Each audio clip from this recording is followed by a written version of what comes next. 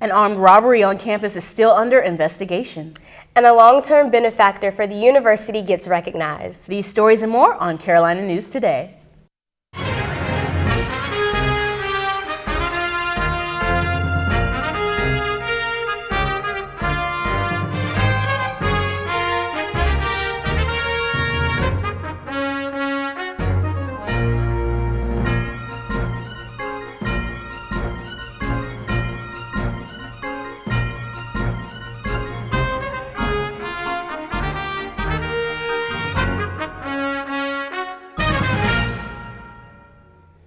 A robbery in one of UNCP's on-campus apartments is still being investigated, and suspects are still at large. At approximately 8:45 p.m. last Thursday, university police were contacted about a robbery at Courtyard Apartments. According to the police report, one resident responded to a knock at the door when he was struck in the face, and 3 males forced their way into the apartment, armed with 2 handguns. The student ran into the bathroom where he was held at gunpoint while the other males searched the apartment. Another resident tried to close his bedroom door but could not hold them back. The suspects left with a PlayStation 4, Xbox One, and a pair of all-black Jordan 6s. The students were able to identify the 3 male suspects in surveillance footage. They are described as 3 black males, all between 5'10" and 6'2", all still at large. The victims thought there might have been 2 more men, but couldn't find them in surveillance footage. If you have any information regarding the crime, please contact UNCP Police and Public Safety at 910-521-6235. Campus police say if you observe unusual activity, try to remember details the best you can. Examples include what a person is wearing or any other identifiers such as scars and tattoos. Be aware of your surroundings. Always use your people and do not open the door if you feel uncomfortable. At UNC Wilmington, students were alerted this week to a presence of a gunman on their campus. A text message Tuesday alerted the students to, quote, avoid the area, take shelter, wait for all clear. 6 minutes later, UNCW officials sent another message saying it was a false alarm and to disregard the warning. UNCW officials tweeted that the mistake was a result of a user error during a routine campus training session. Students from Pembroke won the UNC Wilmington campus this past weekend. 9 delegates from the Residence Hall Association attended a state-level leadership conference. This is RHA's 3rd time attending this conference, and they always bring home high awards. This year, they brought home first runner-up display award, and delegates Jalen Cole and David Brown brought home a top 8 program award for a session they led on personality types. David also happens to be the co-producer of Carolina News Today. Congratulations to you all. Updates in UNCP's Hawks Nest make for more convenient gameplay for students. Recreation Center Manager Andrew Brayboy tells us they are now accepting alternative forms of payment. Well, the debit cards actually offered the community and students the opportunity to not have to always rely on cash on hand. So now it gives the opportunity of bringing out their debit card, just using their debit card or credit card. It was an opportunity to bring in more usage to the Hawks Nest. Brayboy says the Hawks Nest is also offering volume discounts on shooting pool. So we're always looking at opportunities to give students an incentive for coming into the Hawks Nest. So what we do is we have a half semester billiards pass, and what this is this runs from the beginning of the semester up until the halfway point, and then from the halfway point to the end of the semester. For the more dedicated students into the Hawks Nest that love to play pool, what we offer is a full semester billiards pass. The half-semester billiards pass is $30, and the full semester billiards pass is $55. It's been open for almost 5 years now, but the Health Science Building will soon be renamed in honor of a state lawmaker. At their February meeting, UNCP's Board of Trustees voted to name the building in honor of Senator David Weinstein, a longtime benefactor of the university. Weinstein served 13 years as state senator, playing an instrumental role in the funding for the $29 million Health Science Building. He also helped acquire a total of $92 million for other building projects over the years, including a new residence hall. Weinstein also served on the Board of Trustees for 4 years. He is former mayor of Lumberton. The Entrepreneurship Incubator is seeking competitors for the first annual Chancellor's Challenge. It is a contest for teams for up to 4 people to pitch an innovative business idea for sustainability. The business can serve the fields of agriculture, healthcare, or home and school construction. Team members must live or work in Robeson County and have a team advisor. Entrepreneurship Director Tom Hall says registered teams will receive mentoring to prepare for a 10-minute pitch. We're going to actually work with you for 4 weeks. We're going to help you understand how to pitch. We're going to help you refine your idea. We're going to help you practice your pitch, all of those kind of things. And it's all worthwhile because the first place prize is $1,000 plus 3 months free in the incubator plus a free acceptance into our Jumpstart program, which is an accelerated learning program. The second place gets 2 months free in the incubator to work on the idea and $500, and the third place gets 1 month and $200. So that's, there's a lot of cash, there's a lot of help, there's a lot of space in the incubator. The deadline for teams to register for the Chancellor's Challenge is coming up fast. It's March 3rd. Interested students can call Cheryl Rogers at extension 4065. The Office for Diversity and Inclusion held a dialogue about the culture and traditions of African hair and observance of Black History Month. Staff from the Career Center led a presentation about the history and symbolism of natural hairstyles versus pressure to conform to straight hair in Western cultures. Both men and women talked about styles and upkeep and discrimination in the workplace or in social settings. The discussion covered issues of fashion, norms, and racial politics. The North Carolina Department of Transportation has partnered with historically Black colleges to offer a career fair. Here's more on that and their new bicycle safety campaign.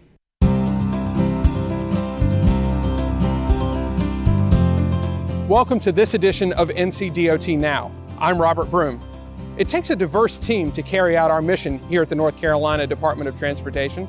That's why we employ thousands of individuals from a wide variety of fields, including engineering, planning, information technology, even communications.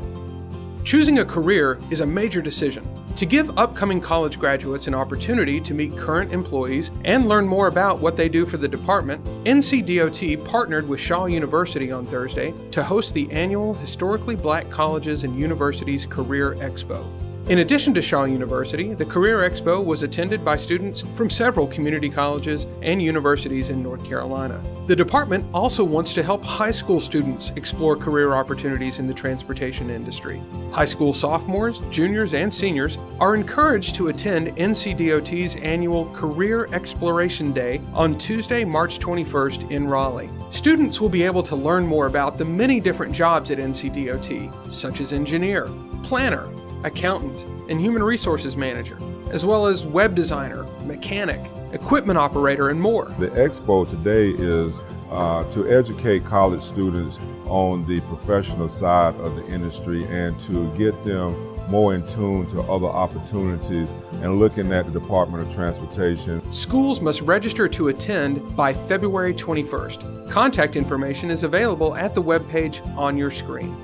NC-DOT is now accepting applications from communities interested in participating in the 2017 Watch for Me NC campaign, a nationally recognized bicycle and pedestrian education, safety, and enforcement program. Applications are due March 24th and can be downloaded on the Watch for Me NC website. Interested communities are encouraged to register for NC-DOT's webinar on February 21st, where more information about the program and the application process will be provided. Communities selected will receive free law enforcement training and technical assistance, as well as safety materials such as bicycle lights, reflective armbands, and bumper stickers. The 2017 campaign is supported by NC-DOT's Governor's Highway Safety Program in partnership with the department's Division of Bicycle and Pedestrian Transportation. For more information, visit watchformenc.org. That's all for this edition of NC-DOT Now. As always, we invite you to stay connected with us through Facebook and Twitter. That's at NC-DOT. And from all of us at the North Carolina Department of Transportation, safe travels. The North Carolina Senate has tabled a proposal from Senator Ralph Hicks, which also have required the number of faculty members on state college campuses to be balanced by political party representation. In other words, the faculty affiliated with one party should be proportional to that party's numbers in the state, plus or minus 2 percentage points. Hicks introduced it as an amendment to a bill that would reduce the number of people in the UNC System Board of Governors. Critics questioned the constitutionality of the bill, questioned the assumption that everybody belongs to a political party, and whether Hicks was even serious. But a similar bill has also been introduced in Iowa this month. A North Carolina woman is suing beverage giant Anheuser-Busch. She claims the company used a picture she posted on social media for its advertising. The picture in question shows Kayla Kraft wearing a mustache while drinking from a Natural Light bottle. It was then used in multiple advertising campaigns with the slogan, "Every Natty has a story." Among other things, Kraft is suing for relief of copyright infringement, relief of invasion of privacy by misappropriation, and relief of violation of the right of publicity. Kraft has now registered her picture with the U.S. Copyright Office. UNCP students spent time this week creating over 150 postcards to send out to U.S. Senators Thom Tillis and Richard Burr in an effort to protest against the Dakota Access Pipeline, Keystone, and the Atlantic Coast Pipeline. They plan on sending these postcards individually to senators in hopes to get their message out, but safety risks associated with fuel pipelines near communities. UNCP track athletes continue to break school records. And men and women's basketball finds their way to the Peach Belt Tournament. Deja Dykes up next with sports.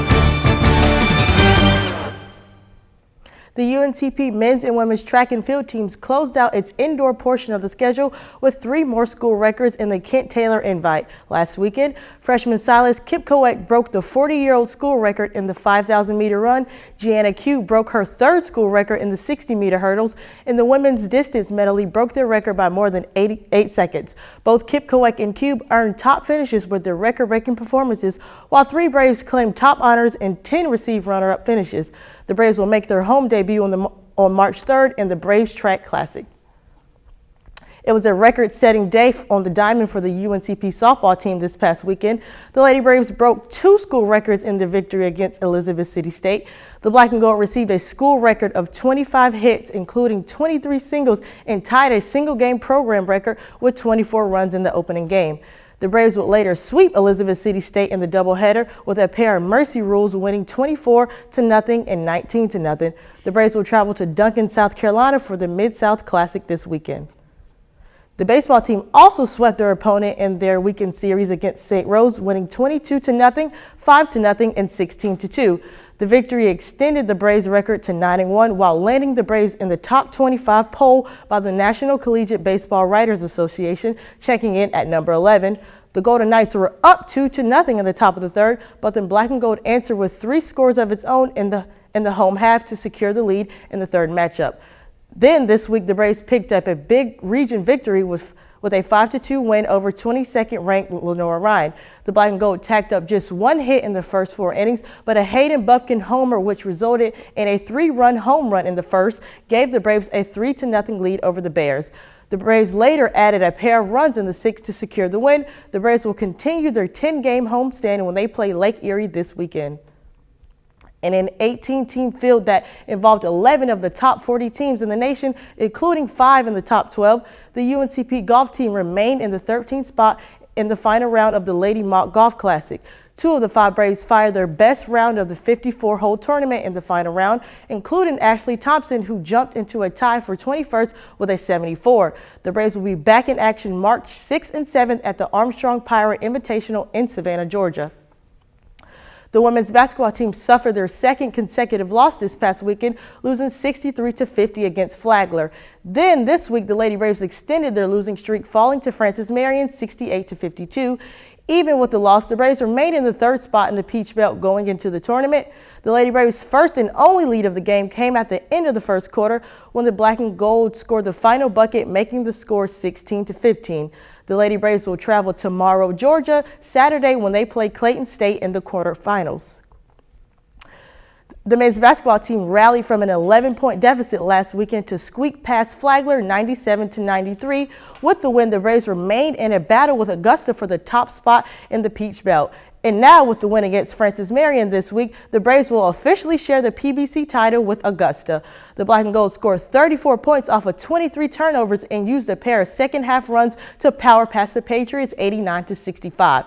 It was a thrilling game that saw 5 tied scores and 8 lead changes in the first half, but the Black and Gold carried a 41-38 lead into the half to secure the lead. The Braves are now seeded number 2 out of the PBC East and will be at home for the opening round of the tournament when they play North Georgia on Saturday. And that's it for me. Back to the studio. Thanks, Deja.